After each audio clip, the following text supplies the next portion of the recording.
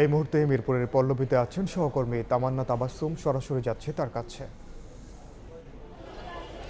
মঙ্গলবার সকালে রাজধানীর পল্লবীতে রামিসা নামের দ্বিতীয় শ্রেণীর এক শিক্ষার্থীকে হত্যা করা হয় নৃশংসভাবে।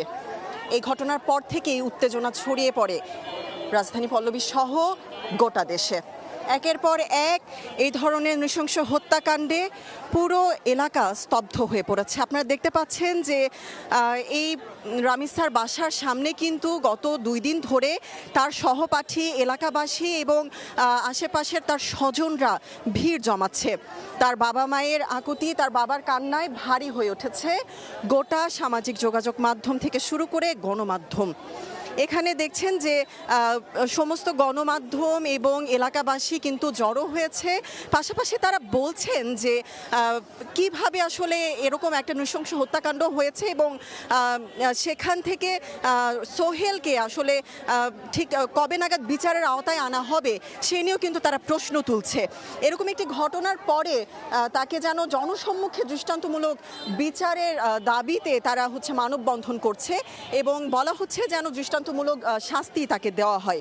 পাশাপাশি আপনারা দেখছেন যে এলাকাবাসী কিন্তু ক্ষোভ জানাচ্ছে যে সোহেল সম্পর্কে বিভিন্ন রকমের তথ্য তারা জানাচ্ছে যে সে একটা সময় এখানে অন্যান্যদেরকেও নানাভাবে উত্ত্যক্ত করত এবং পাশাপাশি এলাকার যত নারী ছিল তারাও তার ভয়ে মোটামুটি ভীত সন্ত্রস্ত ছিল।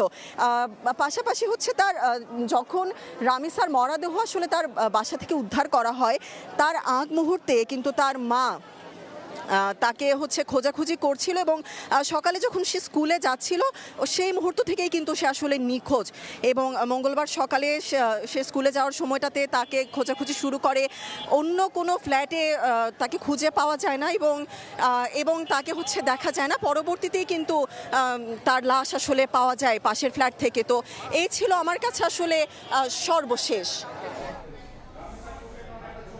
সরাসরি যুক্ত ছিলাম মিরপুরের পল্লবীতে।